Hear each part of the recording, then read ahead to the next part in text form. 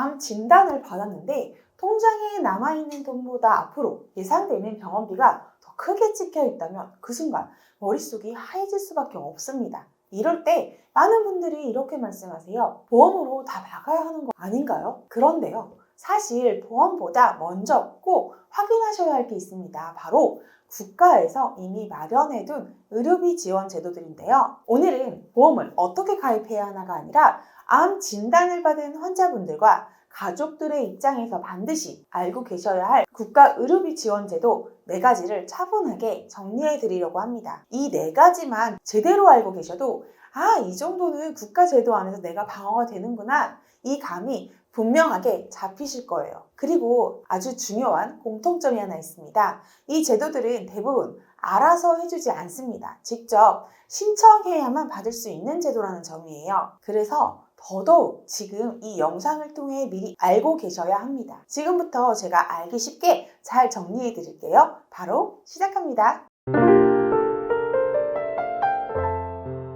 안녕하세요. 보험을 뜯어보고 제도를 풀어 알기 쉽게 설명하는 보험 에피소드 이은미 팀장입니다. 오늘은 설계사의 시선이 아닌 암 환자분들과 가족을 위한 가장 현실적인 시민의 관점에서 국가 의료비 지원 제도 4가지를 하나씩 쉽게 말씀드릴게요. 첫 번째는 본인 부담 상한제입니다. 이 제도는 한마디로 말하면 연간 병원비에 뚜껑을 씌워주는 제도예요. 우리가 병원에 가서 내는 돈 중에는 건강보험이 적용된 뒤에 남는 본인 부담금이 있죠. 이 금액이 1년 동안 일정 기준을 넘어서면 그 초과된 부분을 국민건강보험공단이 돌려주는 구조입니다. 조금 쉽게 예를 들어 볼게요. 나는 감당할 수 있는 선까지만 내고 그 이상은 나라에서 도와준다, 이렇게 이해하시면 됩니다. 이 기준은 소득 수준, 좀 더 정확히는 건강보험료 구간에 따라 달라지는데요. 2025년도 기준으로는 건보료를 기준으로 1분위부터 10분위까지 나뉩니다. 1분위는 저소득층, 숫자가 올라갈수록 고소득층이라고 보시면 되고요.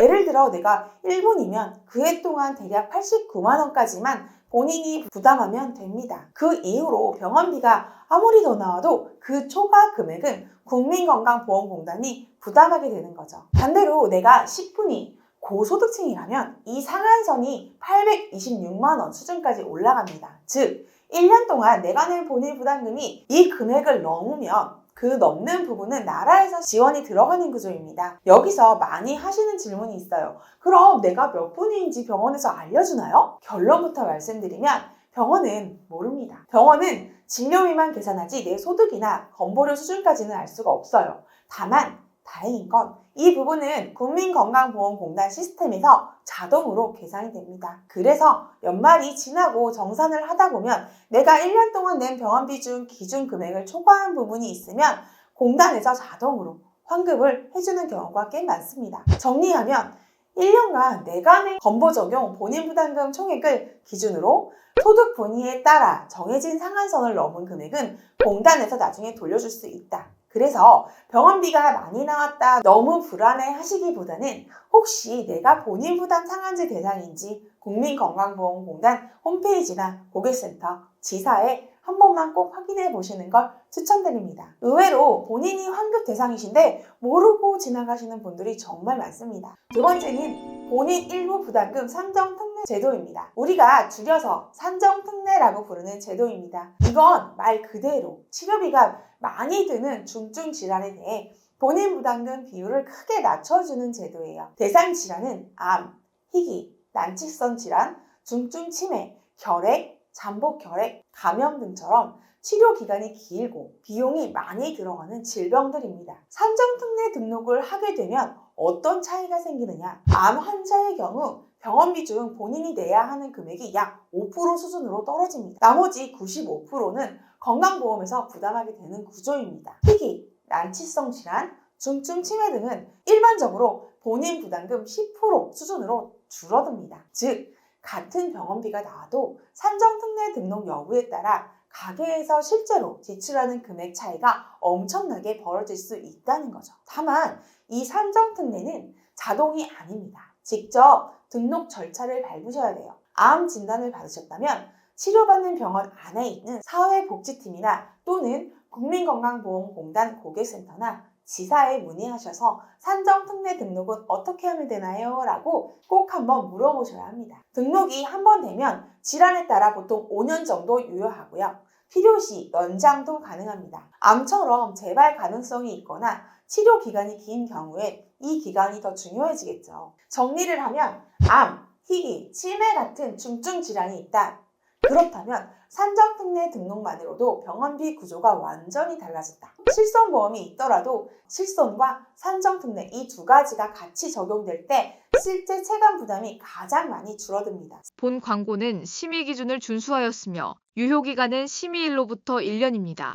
세 번째는 재난적 의료비 지원 사업입니다. 이건 말 그대로 병원비 때문에 가게 자체가 흔들리는 상황을 막기 위한 제도예요. 대상은 중증 질환으로 인해 한 번에 입원, 치료비가 너무 크게 나와서 생계가 어려워진 가구라고 보시면 됩니다. 여기서 중요한 포인트는 재난적 의료비는 단순히 건강보험 급여 부분만 보는 게 아니라 본인 부담 상한 제도도 커버되지 않는 예비 선별 급여 항목 2에서 3인실 병실료처럼 추가로 부담되는 비용, 전액 본인 부담금, 그리고 일부 비급여 항목까지 포함해서 실제 가계에 부담이 되는 의료비 전체를 보고 판단한다는 점입니다. 이 제도를 통해 국가는 최소 60%, 많게는 80%까지 의료비를 추가 지원할 수 있습니다. 지원 비율은 가구의 소득, 재산 수준에 따라 달라지는데요. 기초생활수급자, 차상위 계층 등은 최대 80% 수준까지 가능하고요. 그 외 일반 가구는 소득과 재산 기준에 따라 약 60% 수준으로 적용되는 경우가 많습니다. 실제 현장에서 보면 이 제도 덕분에 정말 집안이 무너지지 않았다 이렇게 말씀하시는 분들이 꽤 많습니다. 다만 이 제도는 역시 신청이 필수입니다. 자동으로 되는 게 아니고요. 회원일 기준 공휴일 포함 180일 이내에 환자 본인 또는 대리인이 국민건강보험공단 지사를 방문해서 신청을 해야 합니다. 복잡해 보이시죠? 막상 가보면 공단 직원분들이 필요 서류 안내부터 신청서 작성까지 같이 도와주십니다. 간단하게 체크리스트로 정리해보면 큰 병원비가 한 번에 발생했다. 건강보험 본인 부담 상한제 적용을 받았는데도 부담이 크다. 회원 후 180일이 지나지 않았다. 국민건강보험공단 지사에 방문하거나 먼저 전화로 상담을 받는다. 여기까지 해당되면 나는 안 되겠지 하고 넘어가지 마시고 한 번은 꼭 문의를 해보시는 게 좋습니다. 생각보다 지원 대상이 되시는 분들이 꽤 많고요. 실제 지원 규모도 가구 입장에서 체감이 클 수 있습니다. 네 번째는 국민기초생활보장제도와 긴급복지지원제도입니다. 이 제도는 병원비 자체만 보는 게 아니라 암 진단이나 큰 질병 때문에 가정의 생활 자체가 어려워진 경우에 생계비, 의료비, 주거비 등을 지원해주는 제도예요. 예를 들어 가장이 암 진단을 받고 이를 오랫동안 쉬게 되면서 소득이 끊겼다든지 치료비와 생활비가 동시에 나가면서 월세, 관리비 같은 기본적인 비용조차 부담되기 시작했다든지 이런 상황들이 여기에 해당될 수 있습니다. 긴급복지지원제도는 말 그대로 갑작스럽게 닥친 위기 상황에 대해 일시적으로 생계 의료비를 도와주는 제도고요. 국민기초생활보장제도는 소득과 재산 수준을 기준급여로 생계급여, 의료급여, 주거급여, 교육급여 등으로 지속적인 지원이 이루어지는 구조입니다. 지금 화면에서 보시는 것처럼 소득, 재산 기준이 이렇게 정해져 있습니다. 가구원 수령 지역에 따라서 인정되는 재산, 금융재산 한도가 달라지는데요. 이 표는 2025년도 기준 예시고요. 매년 조금씩 바뀔 수 있어서 실제 신청하실 때는 보건복지부나 복지로 사이트에서 최신 기준을 한 번 더 꼭 확인해 보시는 게 좋습니다. 이 부분은 주민센터, 시, 군, 구청, 보건복지상담센터 등을 통해 상담과 신청이 가능하고 실제 심사는 각 지자체와 관련 부서에서 진행합니다. 핵심은 하나입니다. 암 진단을 계기로 이제는 병원비뿐만이 아니라 생활 자체가 안 돌아간다라는 느낌이 든다면 이 제도들에 해당될 가능성이 있다는 거예요. 보험으로는 진단비나 치료비, 입원비 등 의료비 중심의 지원을 받게 되지만 국가제도는 생계, 주거, 교육, 의료를 함께 보는 구조라서 서로의 역할이 조금씩 다릅니다. 오늘 이야기 나눈 내용을 잠깐만 차분하게 정리해 볼게요. 본인 부담 상한제는 1년 동안 내가 감당해야 할 병원비에 국가가 여기까지만 부담하셔도 됩니다 하고 선을 그어주는 제도고요. 산정특례는 암이나 희귀 질환처럼 치료가 오래 걸리고 힘든 질환을 가진 분들의 병원비 부담을 처음부터 크게 낮춰주는 제도입니다. 그래도 여전히 부담이 남는다면 재난적 의료비 지원 사업을 통해 혼자서는 감당하기 어려운 병원비의 60에서 80%까지 국가가 한 번 더 손을 내밀어줍니다. 그리고 질병 때문에 치료뿐만이 아니라 생활 자체가 버거워졌을 때는 긴급복지나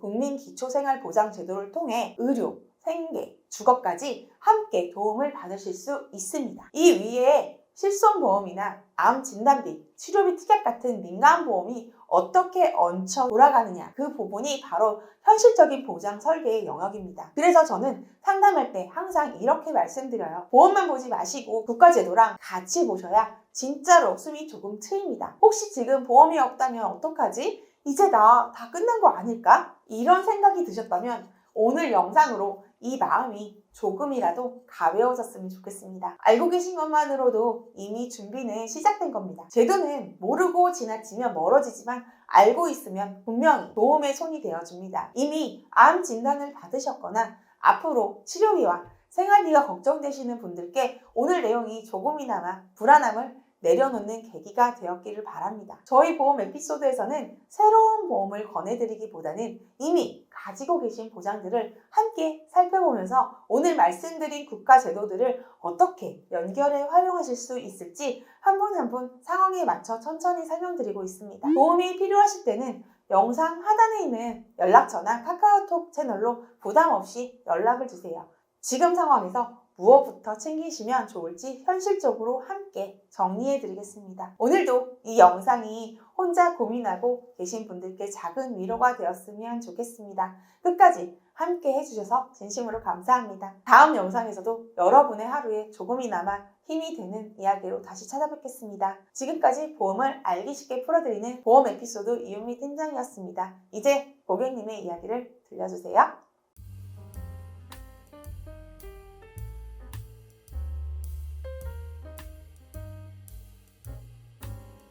본 광고는 심의 기준을 준수하였으며 유효기간은 심의일로부터 1년입니다.